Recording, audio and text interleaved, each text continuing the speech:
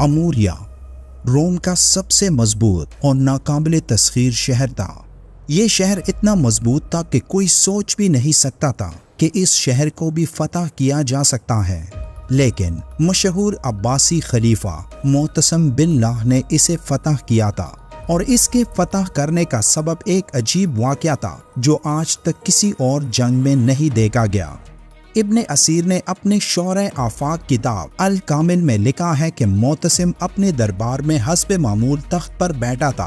किसी ने आकर ये खबर दी कि अमूरिया में एक मुसलमान हाशमी औरत रोमियों की कैद में है और वो चीख चीख कर अपने मुसलमान खलीफा को मोतसिम मोतसिम कहकर पुकारती रहती है।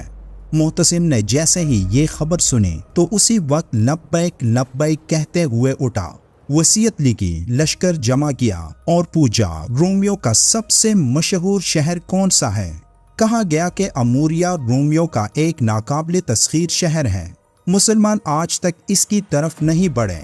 रोमियों के नज़दीक अमूरिया कुस्तुनतुनिया से भी ज्यादा अजीज था। मोतसिम लश्कर लेकर खुद अमूरिया की तरफ बढ़ा और 55 दिन के मुहासरे के बाद उसे फतह किया।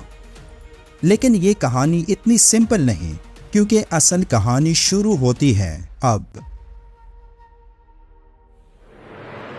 सन 214 हिजरी में 829 ईस्वी के मुताबिक नौजवान तौफल बिन मीखाइल बाज़ंतीनी सल्तनत के तख्त पर बैठा। उस दौरान मुसलमानों और बाज़ंतीनियों के दरमियान जंगे वक्फे वक्फे से 2 सदियों तक जारी रही। अब्बासी खिलाफत उस वक्त खतरे से दोचार थी। एक तरफ बाबक अल खरमी का खतरा था, जिसने खलीफा मामूनुर रशीद के दौर में अब्बासी इस्लामी खिलाफत को तकरीबन तबाह कर दिया था। लेकिन रुकिए, ये बाबक अल खरमी कौन था? बाबक खरमी अहद अब्बासी में एक खुफिया मजहबी और सियासी तहरीक का बानी था। उस वक्त आज़रबाईजान में उसका बहुत असर रसूख था और ईरानियों की एक कसीर जमात उसके पैरोकार थे जो बाबक को अपना नबी मानते थे। उस वक्त अब्बासी खिलाफत ने बाबक को सीरियस नहीं लिया, क्योंकि वो जानते थे कि ये अकेला कुछ नहीं कर सकता। लेकिन उसके बाद जब बाबक के पास एक फौज बन गई तो उसने उन एरियाज को टारगेट करना शुरू किया जहां लोग नए नए इस्लाम में दाखिल हुए थे और वहां के मुसलमानों को लूटना शुरू कर दिया। उस दौरान बाबक ताकत हासिल कर चुका था। अब खलीफा मामूनुर रशीद को एहसास हो चुका था कि ये शख्स कितना बड़ा खतरा बन चुका है और इसीलिए उसने उसकी सरकूबी के लिए एक के बाद दीगरे कई मुहिम्मात अरसाल किए, मगर बाबक को हर बार फतह हासिल हुई।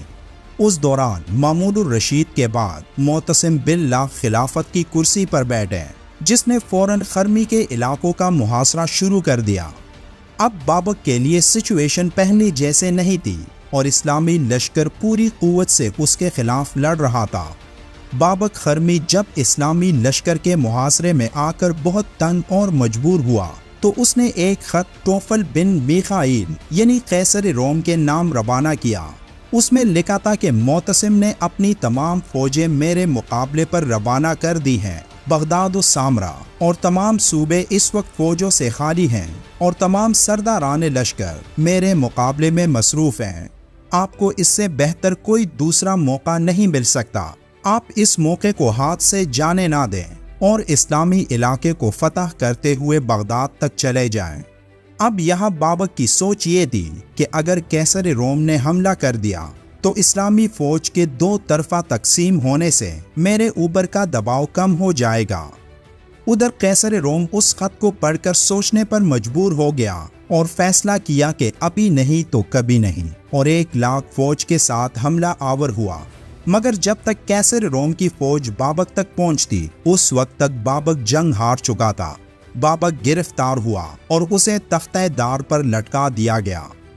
दूसरी जानिब कैसर रोम को इस्लामी लश्कर की ये फतह हजम नहीं हुई और उसने कई मुसलमानों को कत्ल किया और उनकी औरतों और बच्चों को गिरफ्तार करके ले गया। अब असल कहानी का आगाज इसी जगह से हुआ जब मोतसिम बिल्लाह के पास इसकी खबर एक अजीब अंदाज से पहुंची। मोतसिम अपने दरबार में हस्ब मामूल तख्त पर बैठा था कि किसी ने आकर ये खबर दी कि अमूरिया में एक मुसलमान हाशमी औरत रोमियो की कैद में है और वो चीख चीख कर अपने मुसलमान खलीफा को मोतसिम मोतसिम कहकर पुकारती रहती हैं। उस वक्त अमूरिया एक मजबूत और मुस्तहकम शहर था जिस पर हमला करना ऐसा था जैसे आज कोई मॉस्को या न्यूयॉर्क पर हमला करे। मोतसिम बिल्ला मुसलमानों का लश्कर लेकर खुद अमूरिया शहर की तरफ बढ़ा और 55 दिन उस शहर का मुहासरा किया और बिनाखिर मुसलमानों ने अमूरिया को फतह करके वहां के फौजियों को गिरफ्तार किया। फिर फौज को हुक्म दिया कि अमूरियों को मसमार करके जमीन के बराबर कर दो और फौज ने उस काम को अंजाम देकर अमूरिया को बर्बाद कर दिया। उस दौरान कैसर रोम तोफल भागकर कुस्तुनतुनिया चला गया और यूं एक मुसलमान औरत की पुकार पर उस वक्त के खलीफा ने रोमन एम्पायर के सबसे मजबूत किले को फतह किया।